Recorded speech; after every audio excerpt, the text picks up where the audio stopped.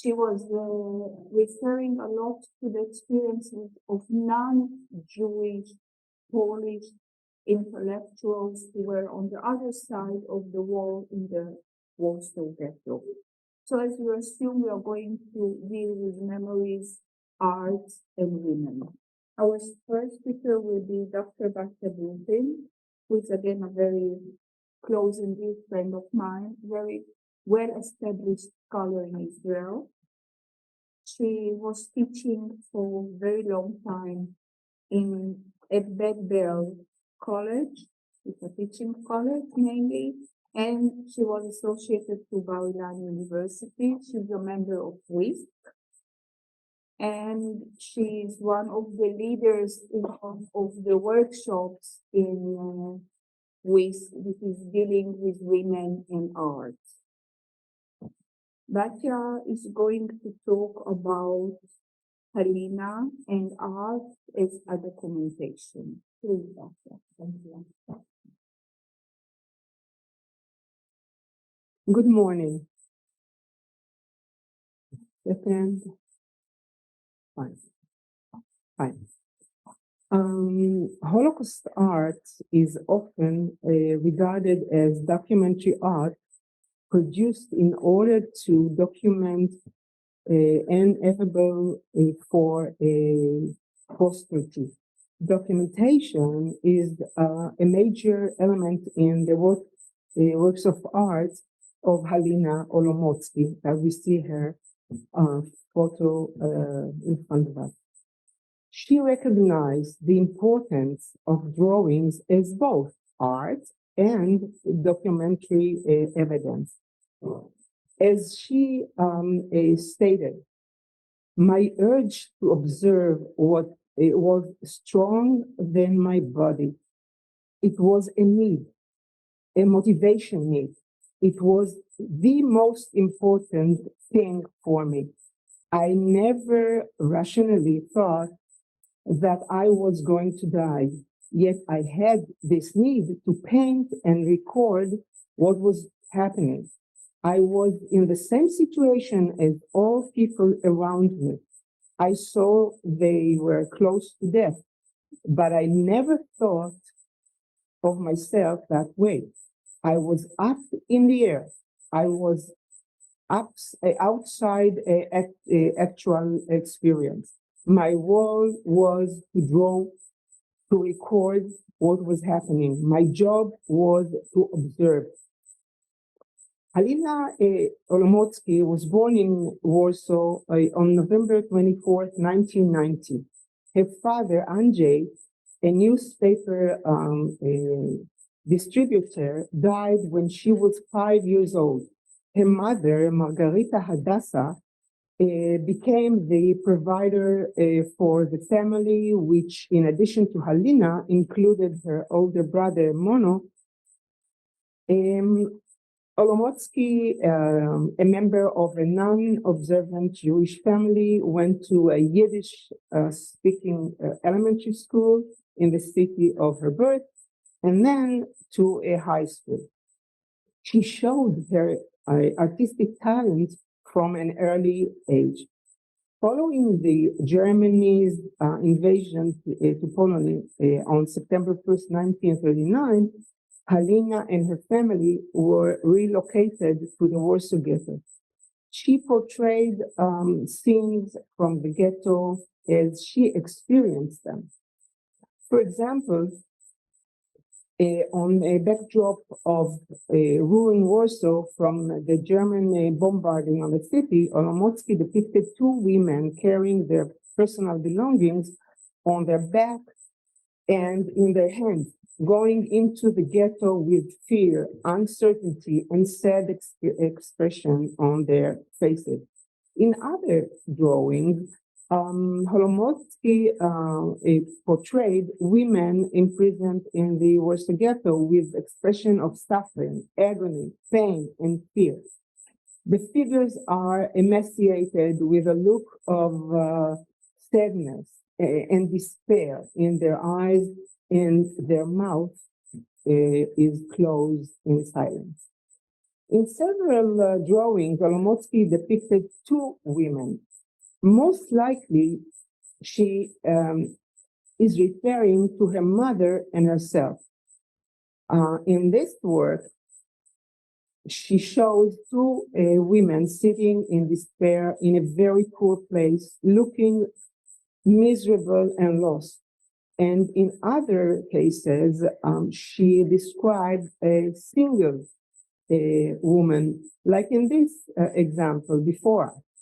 We see against a background of women, a thin, confused, and frightened woman wearing a kerchief on her head. Olomucki worked outside the ghetto, which enabled her to smuggle in food for her family. In one of her drawings, she refers to the phenomenon of smuggling food into the ghetto while endangering themselves for getting caught and being shot. Here, on the backdrop of the ghetto wall, Olomucki showed a woman bent over by the load on her back and on her front. The woman looks sad, scared, and disturbed. While being outside the ghetto, Olomucki met a non-Jewish family acquaintance to whom she gave her drawings from the ghetto. In May 1943, Olomucki and her mother were deported to Maidanek concentration camp, where her mother was killed upon arrival. There, the artist was required to draw slogans on the barracks wall. For that, she received additional food. But more important is the fact that she used some of the materials she received officially for her own use and she drew women that were imprisoned with her and around her. Olomucki hid the drawings in as many hiding places as she could find.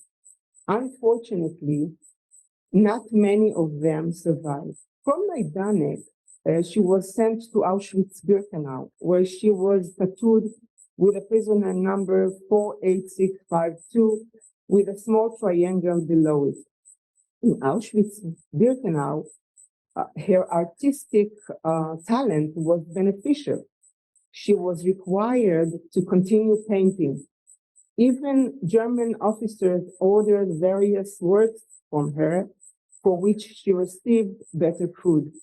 In Auschwitz-Birkenau, Olomucki made over 200 drawings with materials she collected from the official tasks that she had to do. For example, she described the couple dressed with thick and warm clothes with a whip or a club, and in front of her, she stands in front of a crowd of emaciated Jewish women prisoners with light clothes next to the camp fence. Olomucki also portrayed women inmates in Auschwitz-Birkenau camp in 1945 while still in the camp, in striped prisoners' uniform, looking emaciated and full of despair. Many Jewish women prisoners asked Olomucki to draw their portraits or that of their daughters in the belief that this was perhaps their last opportunity to be commemorated. They were certain that Olomucki would survive because as a commissioned artist, she had a better chance of survival. They asked her to take her paintings with her to the outside world upon her liberation. Her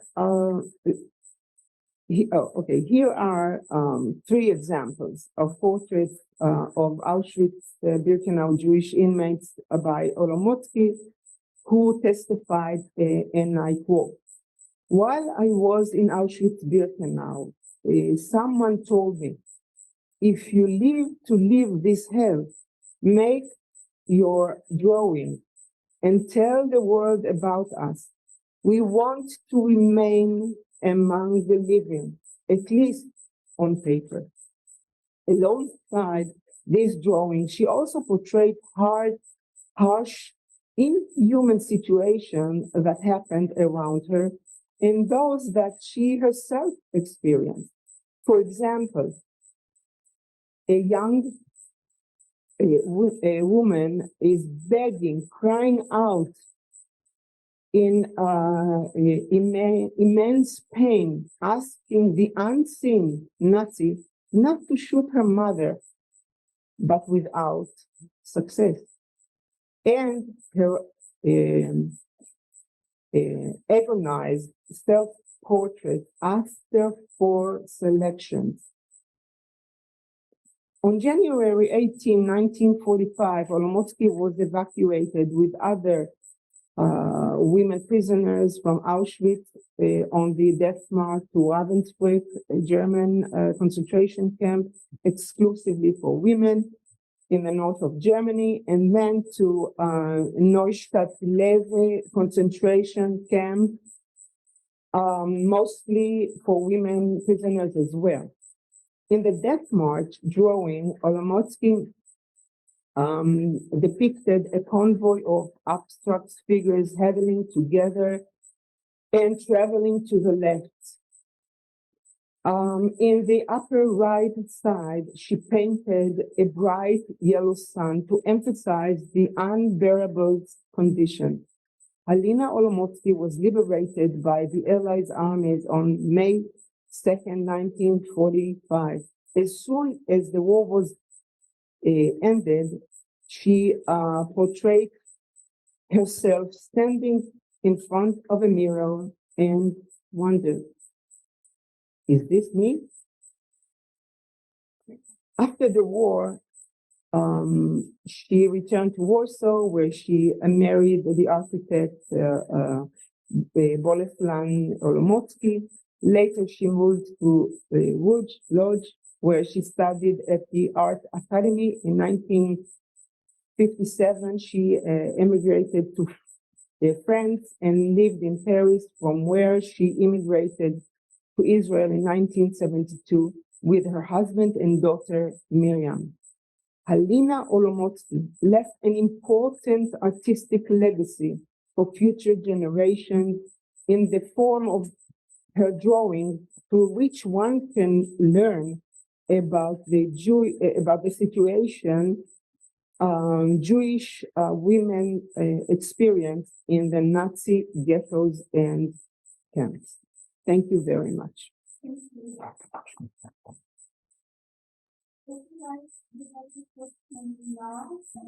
We needed because of recording. Would you like to present questions now, or let's hear the other presentations and then to have all the questions together? What is? Yeah. All right.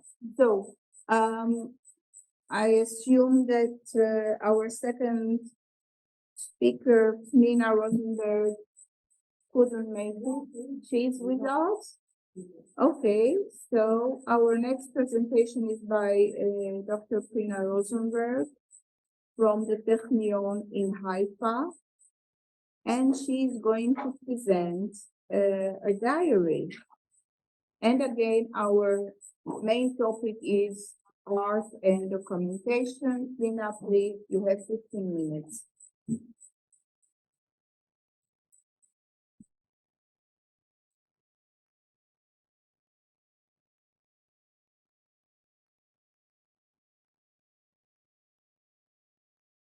Can you see my presentation? Can you see my presentation? Yes, we can. Okay. Good morning. I would like to present, as Professor Zamir just mentioned, a graphic diary done in a French internment camp for women made by Dora Schaul. Dora Schaul, who was born in Berl. Excuse me? Can you hear me? We can hear. Dora, Dora Schaul, who was born in Berlin, left Germany in 1933 and moved to Amsterdam when she met Alfred Benjamin, a Jewish German communist. In October 1934, the couple moved to Paris and became part of the some 35,000 German-Austrian refugees who hoped that France, the cradle of human rights, would provide them a safe haven. Following France's declaration war on Germany, September 1939, Schaul, along with other German emigres, was interned in the women's camp Rieucros, and in 1942 was transferred to Brain's camp and Antichambre to Auschwitz. Schaul managed to evade the camp and join the resistance using assumed identity as Renée Fabre, a French woman born to a Swiss mother. Until the end of the war, she worked in the Gestapo offices in Lyon, passing on invaluable information, including that of the Gestapo chief, Klaus Barbie. After the war, she returned to Berlin. Her husband, Alfred Benjamin, has been killed in the summer of 1942 as he tried to cross the Swiss border. While being detained in the Parisian prison La Petite Roquette, Schaul began her graphic diary comprised of 34 pages of text and image that vividly depict her war adventures as an undesirable stateless woman.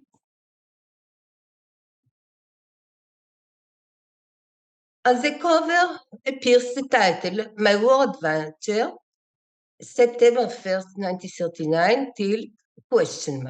And on the verso, a depiction of a gray-brown mouse accompanied by the text, Mouse Nevertheless, suggesting that the anti-Semitic Nazi identification of the Jew as a mouse, a vermin, continues to haunt her in France as well. The diary first entry presents Dora and Alfred seen from the decks in an office whose closed window isolates them from the outside world. Yet, reality infiltrates the space as a newspaper's headline announced French-England war that will shatter their life.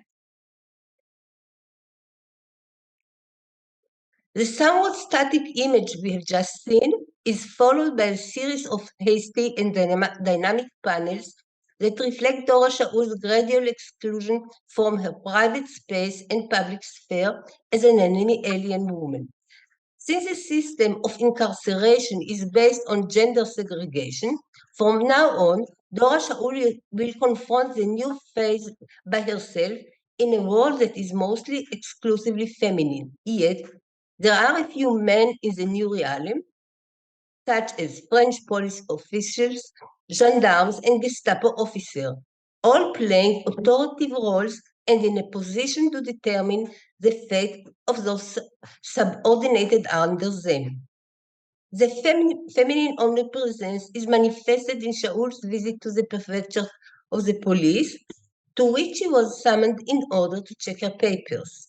She stands in line in the prefecture where the French policeman distanced himself from the crowded line of women. Beyond and above the policemen are the French Republic's tricolor flag and its now ironic motto, liberty, equality, and fraternity. Finally, the vigorous woman climbs up to the 5th floor of the prefecture, quote, the one where expulsion cases were handled, end of quote. After the authorities consulted her status, Schaul was summoned by the police to present herself in October 1339 with luggage as requested. Thus, she is preparing herself to leave as portrayed in her departure from the hotel. The expulsion panels we have seen juxtapose Shaul's hasty and panicky activity with a sluggish French civil service. This is Schaul protest against the uncaring bureaucracy behind which the administration hid, a theme that appears in other graphic novels and memoirs of the time.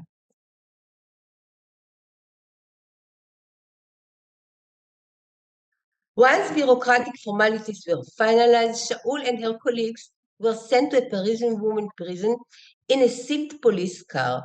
The irony of their situation did not go unnoticed by Schaul, who depicted the triumphal entrance through an Arc de Triomphe-like opening, engraved again with the French Republic's motto, liberty, equality, and fraternity.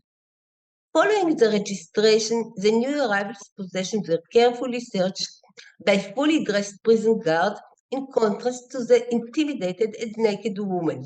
The image in the search pays an ironic homage to the iconic Venus pudica, or modest Venus, the classic pose of a nude female who covers her breast with her right hand and her pubic area with her left. Yet, unlike the classical posture, Schaul's right hand covers her eyes, as in a childish naive belief that by not seeing the hostile wall, she will not be seen and brutalized by it. Pnina, your slides are not moving, so it's the same slide. You don't see? We see the same picture from the beginning up to now. 10 minutes, the same picture. Well, I don't know, maybe some technician might assist me, because here they are moving. לילה, תקשיבי, זה בתיה. תסגרי ותעשי אוקיי.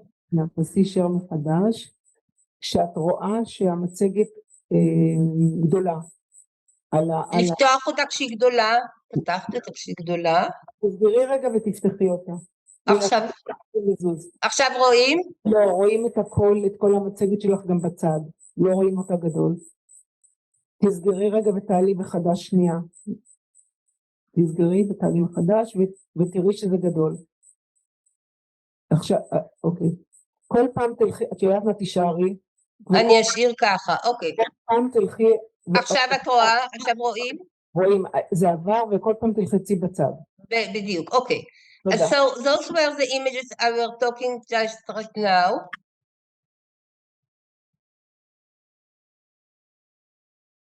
It's a pity I haven't been informed before. The physical sexual humiliation continues in the agitated scene, Departure from Paris, in which French policemen are urging the bewildered and terrorized young woman to mind the train in a chaotic atmosphere of threat, fear, and abuse that pursued her during their journey to the camp. As Schaul writes, quote, it was a long journey whose destination was unknown. We were supposed to go to the bathroom accompanied by a policeman, but in light of our protest, it was agreed that we could relieve ourselves leaving the toilet door open.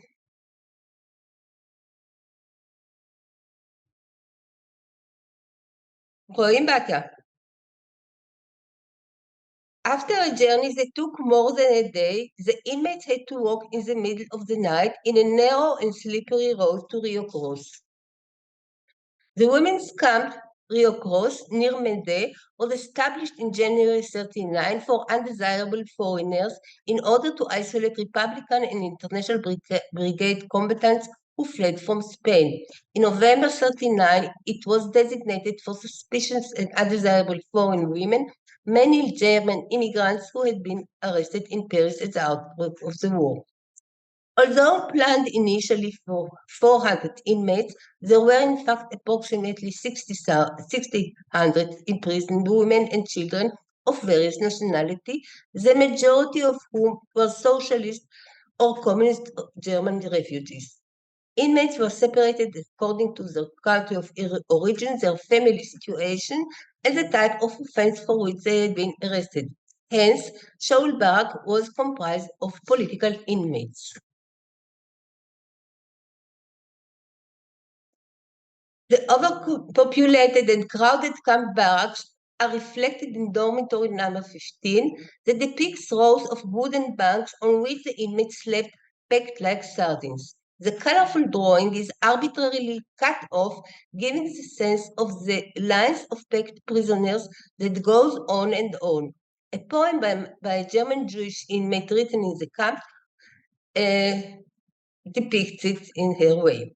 All night we lie down, at night we lie down, the sleeping place so narrow, when someone turns around, she pushes her neighbor. The night is black, we lie flat. In our coffin, I think they leave a little more room for the dead than is assigned here to living people. The inmates try to domesticate their dormitory. They arrange a rope on which to hang their laundry. They neatly arrange their worldly belongings, such as shoes, boots, a chamber pot, and a plant. Keeping their living area clean and tidy provided them with a sense of home that was an important survival strategy. As Ruth Bondi wrote of women incarcerated in Terezin, quote, "Women more than men tried to convert their place into a surrogate home by covering the mattresses with a colored sheet and laying a napkin on the planks that housed their possessions.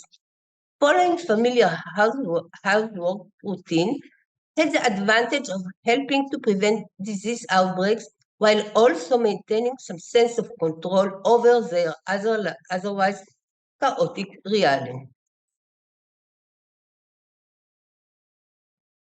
Another feminist survival strategy during the Holocaust was creating surrogated families, as seen in the two consecutive pages. The first one, titled Family, depicts a group of women in a barracks whose wall is adorned by kitchen utensils, conferring a home-like atmosphere, while the other depicts a gluttonous child with two young inmates. Sybil Milton wrote, quote, "that women artists in the camps tended to paint more collective scenes of small groups of women, sometimes with an adopted child, helping each other," end of quote. She also pointed out that women tended to set up relationships in small family units based on mutual assistance, which greatly increased their chances of survival.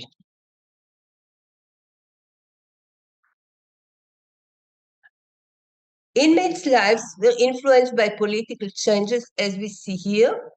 One of the clauses of the German-French armistice agreement signed on June 25, 1940, permitted members of the Bund Committee consisting of German and Gestapo officers to conduct inspection in the southern French camps where German citizens had been interned. Inmates who were refugees and wanted by the Gestapo were sent back to Germany. Among German inmates were some who supported the Nazi regime and who wished to repatriate it, a request that was approved. The political emigre, however, were terrified by the visit of the Bund Committee, which threatened to return them to the Gestapo cellars. Schaul depicts this in two opposed panels. The first reflects the panic the visit caused in her political barrack, the curious and threatened inmates watching through the window at the men who pay a visit. The subsequent panel represents the Nazi officer trying to calm down the excited non-political inmates who are anxious to repatriate. The final entry of Shaul's war adventures depicts Dora and Alfred Benjamin walking toward the open gate at the camp's entrance, off to the town hall of Mende to be married by the mayor. Dora and Alfred were not the only refugees who lacked essential documents such as birth certificates and who wanted to legalize their relationship, which might make it easier to confront the Vichy regime. The mayor, who was also the head of the resistance in the region and was aware of the political refugees' dangerous situation, turned a blind eye to some irregularities and pursued the formal procedure. This final entry is an opposing mirror image of the diary's opening page that starts with an indoor scene in which Dora and Alfred are in the foreground, reading the newspaper headline. The final page is an outdoor scene done in oblique slippery composition, depicting the couple in the upper middle plane, dwarfed against and amidst their surrounding. The camp's black Barber wire fence and a white snowy background. Is it a happy ending? In fact, the couple's idyll did not last long. About a year later, Alfred Benjamin was killed when he tried to cross the border between Vichy France and neutral Switzerland. Conclusions. Schaul's graphic diary is a rare image text document that narrates in situ and in real time the odyssey of the expulsion, imprisonment, and internment of German asylum seekers in France. Schaul's witty and sardonic text, mostly in French, opposes the colorful, naive, childlike, and humorous images. Their juxtaposition ironically criticizes the xenophobic French Republic as well as the life-threatening Vichy and Nazi regime. As Schaul never studied art, her expressions are spontaneous and straightforward, thus revealing through her natural sense of composition, color, and a sophisticated image text juxtaposition, a multi-layer account of her personal experience interwoven in the collective history of uprootedness, betrayal, and imprisonment from a feminine point of view. Thank you very much.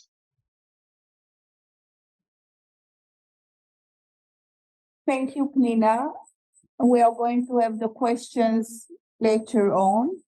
And we are turning to our last representative, Dr. Mihăilescu. She's coming from the University of Bucharest, Romania, and she's going to lead us to children's and child's memory and experience. Again, we're moving from one section of age to the other, to the third. Please, Dana, it's yours. Sure, thank you so much. Okay, so it works.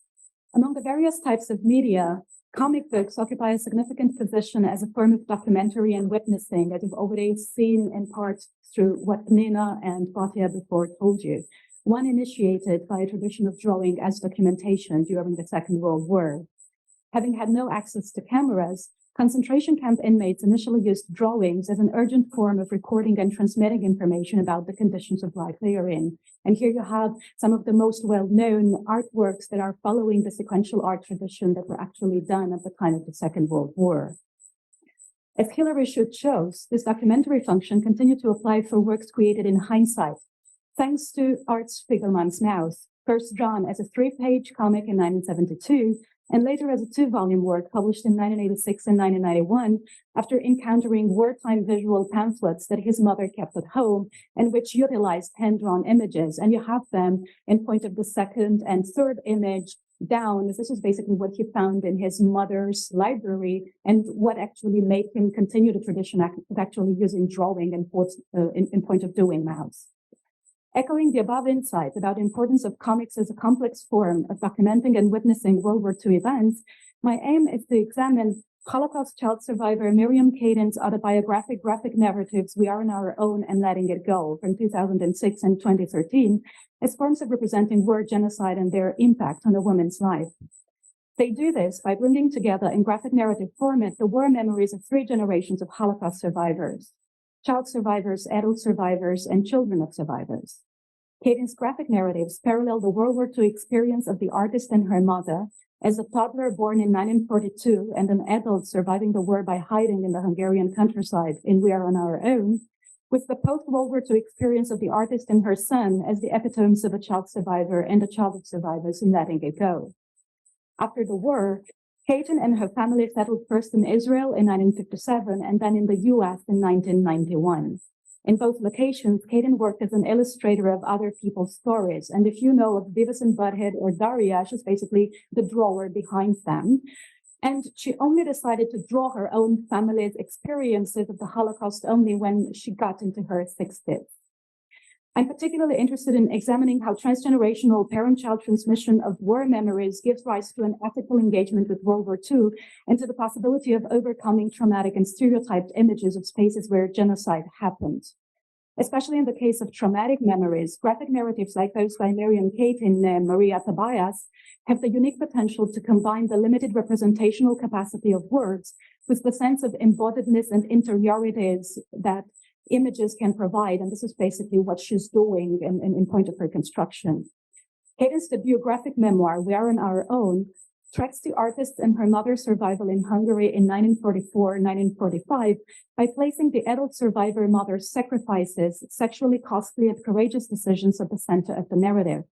Significantly, the events from this early memoir are almost completely located in Nazi-run Hungary, drawn in black and white and grays, since this was reminiscent of the black and white family photos from the father that Katen incorporated in her narrative, and she explained this in an interview for the Shoah Foundation in 2018. This was the only way Katen could think of the Holocaust. Maybe, and I quote, because of the emotional darkness of it, the losses that we had. The main type of memory depicted in this initial graphic memoir interweaves post-memory, as defined by Marianne Hirsch, and lived flashbacks representing the limiting point of view of a child. The form of memory that gets center stage is therefore emotional memory, a persistence of the past in our present moral agendas via limited embodied affective recollection, which underscores the need for a cross-generational form of traumatic memory transmission and an attempt to subvert limiting agendas. The narrative's equal foregrounding of the witnessed girl's lens at the side of that of the mother highlights the question of multi-layered memory as a case of intergenerational transmission, in which a mother's and daughter's memories and testimonies interweave and sustain a commitment to fight oppression in the name of prolonging human rights. At the end of her book, Katen openly assumes the post-memory type constructed nature of her memories by noting that these largely resulted from, and you have this in the first three panels that are one on top of the other on this slide, reading the last few letters and postcards my mother had written to my father, some of which are reproduced in the narrative alongside a photo of the mother and daughter in 1946. This also follows from the construction of these three ending panels. There are scribbled black squares standing for the girl's state of confusion, instability of memory, as well as her recognition of the helplessness and defenselessness she had as a child during the war.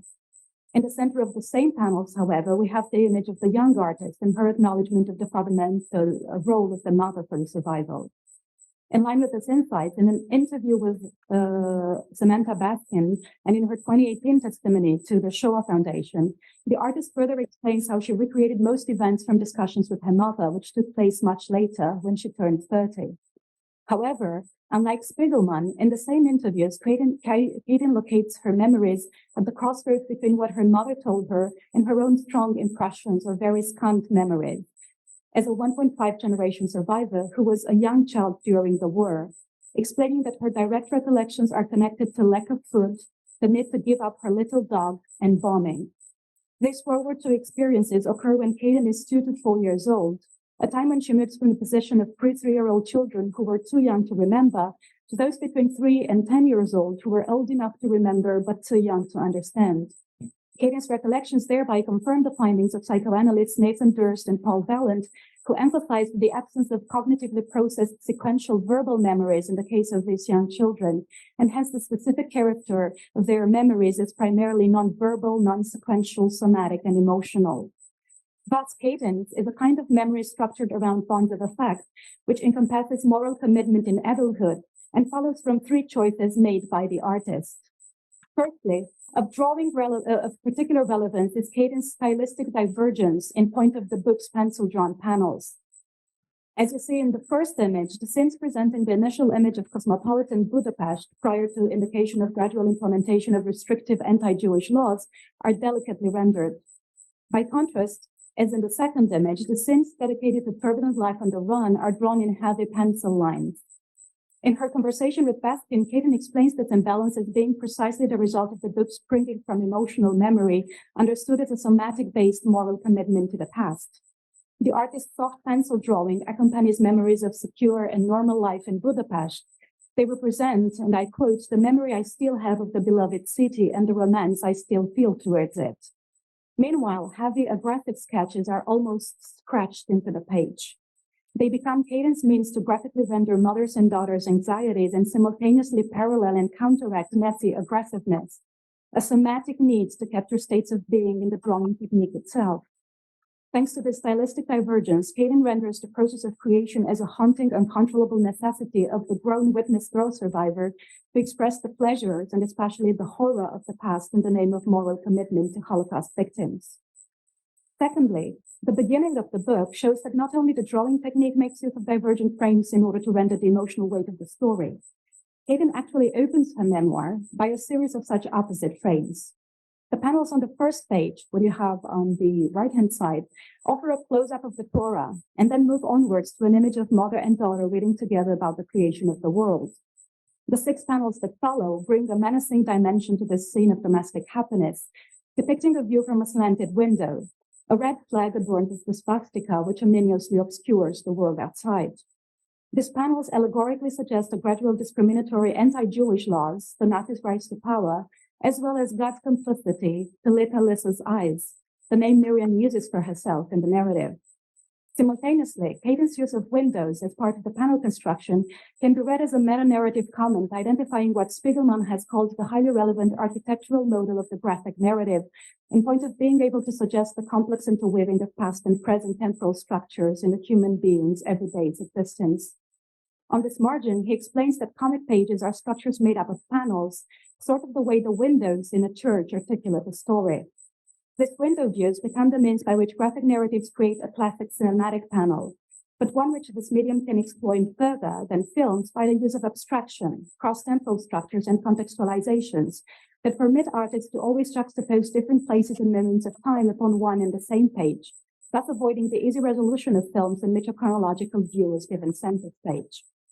Then in this slide, Hayden's early panels capture the extraordinary dynamics of historical evolution, which can suddenly change from a normal life frame to a threatening, extreme life situation as felt by a toddler. As such, they echo the cover image, the first one that you see on this slide, in which the aggressive red color of the Nazi swastika is superseded by the equally red flag of communism running against fragile civilians, the artist and her mother holding hands, rendered in soft black and white pencil. And then this is repeated inside the graphic narrative, and you have it there, and it's placed in connection with the mothers being raped first by a German commandant and then almost being raped by a Russian soldier at the end of the war. She thereby draws present-day readers' attention towards the need to stay alert to the vice and mythological lure of any ideology that might turn into a nightmare. These opposite frames of life that open Hayden's book, which represent a quick shift from hope and security towards despair, discrimination, fear, and confusion, use emotional memory in order to suggest the precarious character of comfortable life. They show how, for someone who experienced extreme conditions of life during the war at a young age, it remains a fact that the rise to power of an autocratic group could gradually but certainly reverse secure patterns of life and imperil human dignity. So it happened in the past, but so can be the case in the future unless one stays alert. Thirdly, the panels on page 14 that you see here, taking place in the family's Budapest apartment, are essential for discussing the input of emotional memory in Hayden's memoir, especially via the use of close-ups. They depict the adult discussion between the artist's mother, called Esther in the narrative, and her non-Jewish friend Eva, as the new geographical restrictions to be imposed on the Jews of Hungary, as well as little Lissa's search for her dog. In order to construct this scene, Hayden uses close-up, a technique preferred in cinema which has a unique potential to catch intense emotions of pain or suffering, and which manages to arrest the temporal unfolding of the narrative and focus upon a dramatic event. In an article dedicated to the cinematic technique, Mary Ann Doan explains that the close-up acts as a nodal point linking the ideologies of intimacy and interiority with public space and the authority of the monumental. Will Eisner also identifies a similar role of close-up in graphic narratives by noting that their profusion often represents a deliberate strategy to lead the reader in an emotionally charged last panel. In Hayden's memoir, the discussion between Esther and her friend regarding new anti-Jewish laws moves from a background position in the left side of the top panel to a central close-up position in the bottom panel. This suggests a growth of dramatic intensity for the Jewish mother, on a par with little Lissa's close-up as she searches for her dog. The scale of the close-up transforms the female face at various ages into an overwhelming instance by which intimate dramatic emotions are projected and exposed. In that, the artist suggests that the effects of Holocaust life, basically corresponding to doubt as to everyday life security, either under the form of loss of faith for the child or of persistent skepticism about one's well-being for the adult mother. In Katie's graphic memoir, The Holocaust Experiences Through the Mother's Lens highlight two main ideas that move beyond the limiting dimensions of the girl's emotional memories. They highlight the discriminatory, fear-based, Nazi-run social code and the risky and morally troubling need to publicly perform one's identity in the name of survival. In this sense, Esther's strategy of survival comprises the act of forging a fake identity as a poor Hungarian peasant and consists in replacing her high-class status by that of a single low-class woman whose daughter was allegedly born out of a fleeting relationship and accepting to be raped first by a German commandant and then barely escaping rape from a Russian soldier with whom she battles to prevent her daughters being raped. Meanwhile,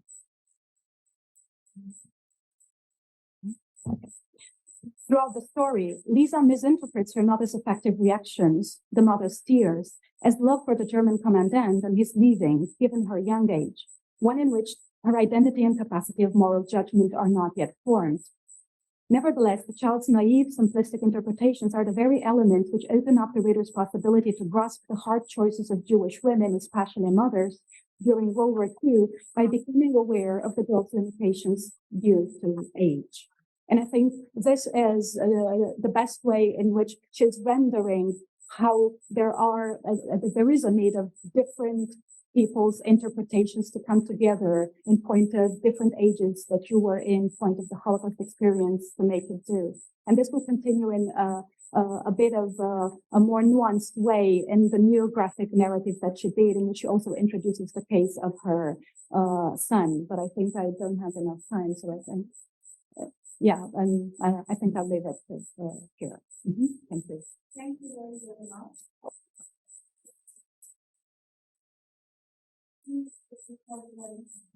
Excellent.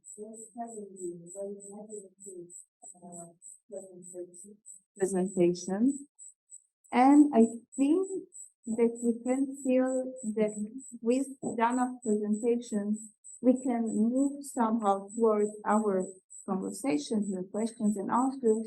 But I would like to light one point. I think that the three presentations pulled us towards the theory of Walter Benjamin. Walter Benjamin was dealing with the tension between story and history. In German, it's perfect because history is Geschichte and story is Geschichte as well. Now, here we saw another side of the same conflict or tension, if you want to say, history and arts, visual arts, and the tension between testimony and documentation.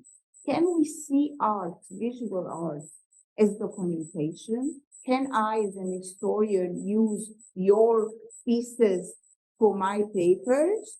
Or is it only a testimony? And testimony is relying on the very flexible state of emotions and mind of the artist at the very moment that he or she are working on their crafts. Then, of course, I, as an historian, I would always ask, was it done during the event or after? Again, tension between history and documentation. And again, thank you for the lovely presentations, and we open it for discussions. So, who would like to ask you guys a question? Yes, please, Dragana. Yes, thank you.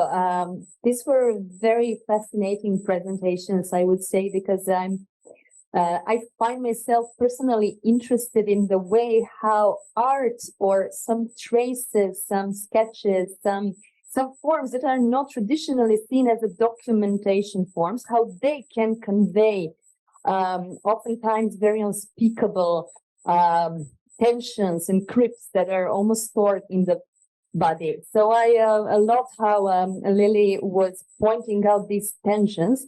And I would maybe add this tension between the body and the document object. So if we are, for example, analyzing the photograph, which is a traditional document object, we of course can see the bodies, but they are somehow also put in a place of an object through which we are trying to find out and to understand the history. But here we somehow we have a body, the tension of a body that is not only present in history as a memory, but is present indirectly or maybe directly within the sketch. I loved how you pointed out these differences in styles, which shows that body. So maybe this is a question for all three of our presenters. Would you see, and how do you see, and do you see this tension of a body and the way that art or diaries or these kinds of documents are conveying it differently, are making it somehow closer, or maybe they're enabling us somehow to maybe touch a little bit more all that is transferred throughout the generation, especially in the case of the Holocaust and the trauma.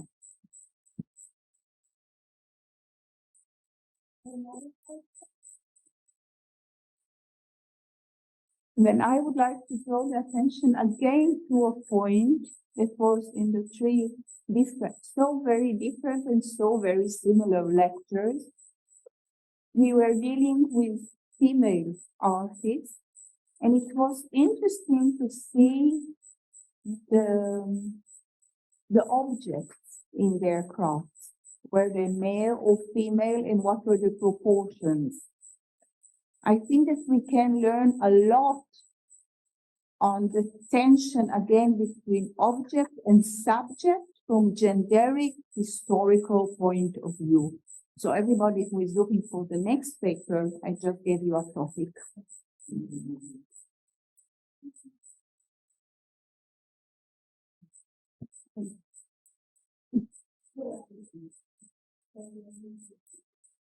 Yeah, thanks for all of your presentations. I think they were very fascinating and illuminating, and gave a new perspective with the visual documents. And I attended a few weeks ago a program about compensation, and I was looking for the name, but I couldn't find it anymore. There was a professor from the university, the Reichman University in Halina, dealing with copyright issues from a law perspective, because it's like what you were dealing with, if it was created during the time of persecution in ghettos, for example, like the artwork, then also copyright applies to it, and it's a big issue these days, because some descendants actually ask back for the paintings or art pieces that were created in the camps and ghettos. So I was especially interested in Batya.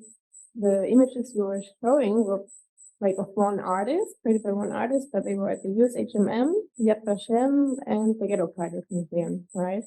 So I was interested in the provenance. How did they end up in these three institutions? And maybe Pnina and Batya, you can, because you showed material that was created in the time of the persecution, how the descendants, if they also ask for it back, and what the discussions are around it. That's very easy. Halina Olomucki, while being in Israel, tried to give to Yad Vashem collection all her artwork. And of course, there is a committee, and they selected what they think would be good for their collection. And then Pnina maybe can answer about Beit because I think at that time Pnina was the director of the collection at Beit But I have to tell you that so many artworks remained in her daughter Miriam's position, and she begged Yad Vashem to take them all. She begged Lochamei HaGetaot, she begged other places in Israel, and none of them wanted to take the materials.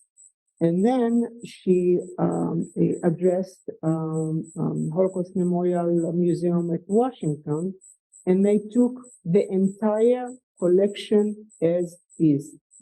And now you can find most of her artwork on their website. I'm not pleased with the way they present it. That's another story.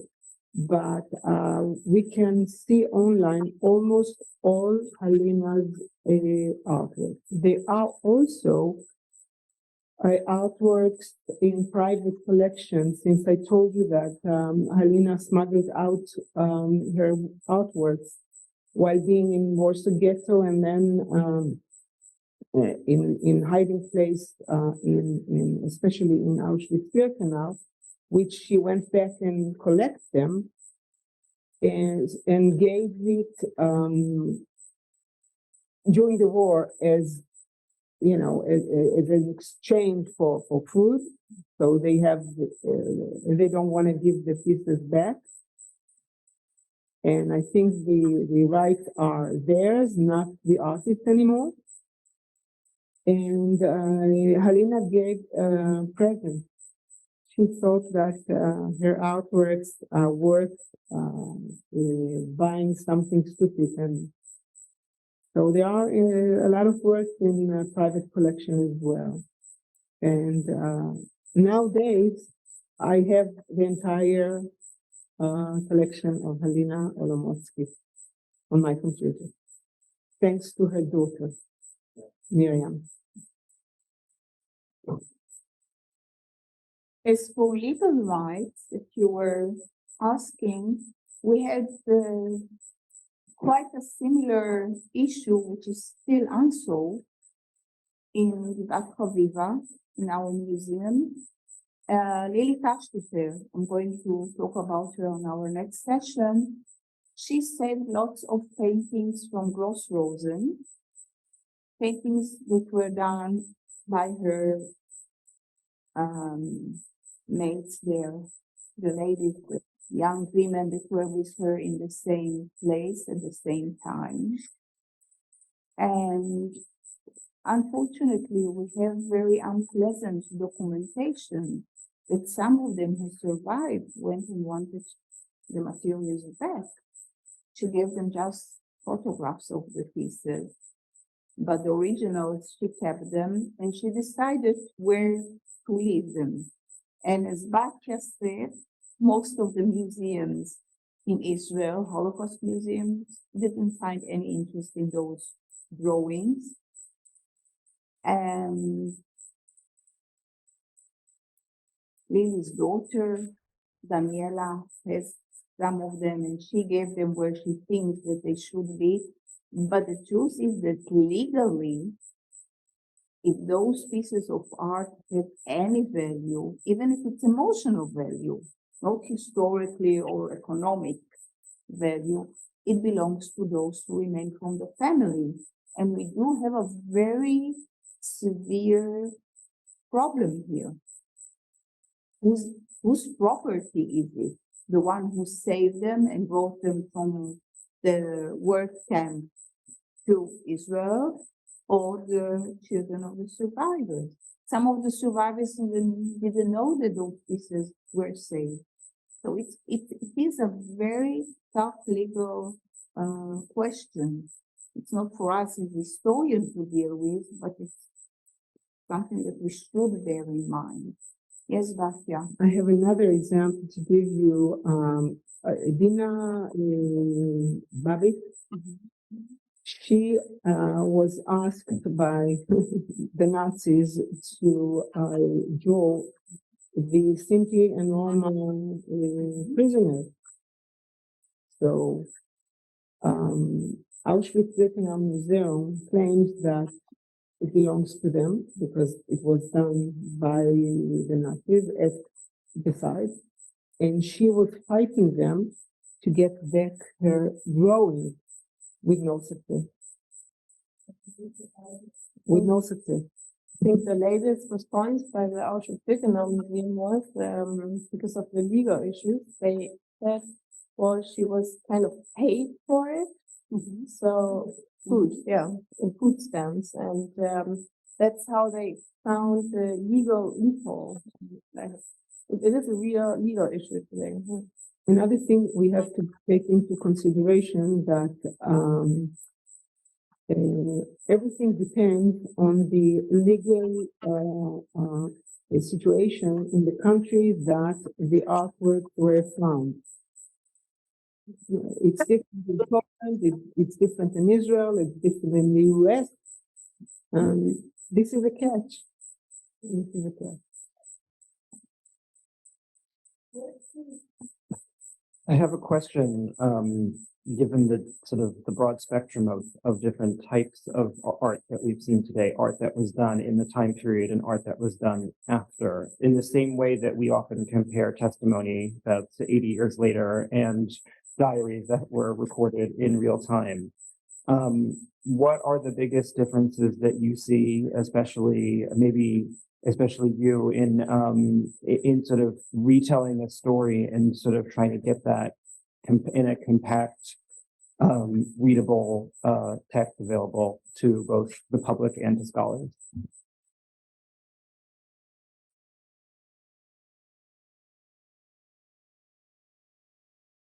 It's the other way. Okay, sorry. So what happens in the case of someone like Miriam Kaden or second or third generation artists is that they are usually do a lot of research, and they do a lot of research both in point of the visual stuff to present, for instance, the way in which Nazis were likely to dress, the way in which the streetscape was exactly likely to look. They also use very much photographs. So basically, sometimes we either have the photograph represented as such or a drawing of the photo, and they usually go for a drawing of photographs that they still have from the family, which are usually very scant. And the very fact of using a drawing of it actually talks about loss, the fact that it is no longer there. Yeah, it's another way of dealing with it. But I think that of late, because from the 1990s onwards, we also had lots of people discovering wartime art. They started to look the way at the way the art was done at the time of the Second World War, and they are doing something sometimes close to the artists that they looked at. Like for me, for Kaden, it's clear that she also looked at what other people were doing at the time, and she's also doing this kind of sketchy thing. It's very similar to the drawings of the women that you showed, Batya, and I think that they have a preference also in relation to basically your comment about the body. The body is always a sketch. It's like it's never finished. And they also give, I think this is also a way of speaking about how memory works, and the fact that you have a limited memory, therefore your own representation of yourself is taking such kind of unfinished, rough look, which is part of it. And sometimes you also have historical references. Some of them can go for footnotes to tell you something that happened, so it looks different from what was happening at the time of the war. And I think Pnina could tell us what about the material? How big was actually the diary formats that you presented in real terms? Pnina, was it a big book or was it small?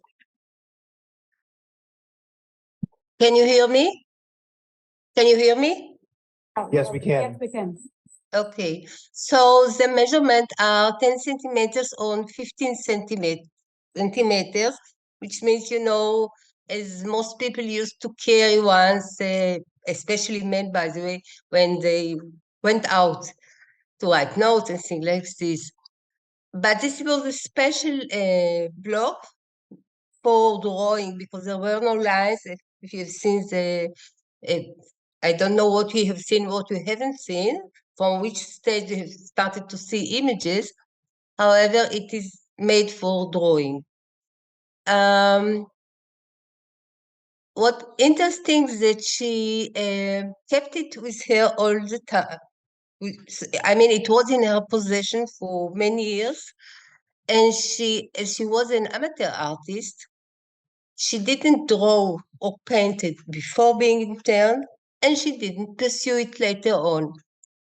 And when I had the privilege and the honor to speak with her, and she said she didn't feel like, because she was very much engaged with keeping the memory of her long career, especially she was very much engaged with the Klaus Barbie trial and things like that. She wrote about it, she gave a testimony, several testimonies during the trial. So she didn't feel like returning to it. It was not a closed chapter, but it was a chapter that she didn't want to come back to it. I mean, the visual image. However, what did interest me mainly because I saw it in other graphic novels done by German inmates, Jews or non-Jews, who were interned in French camps.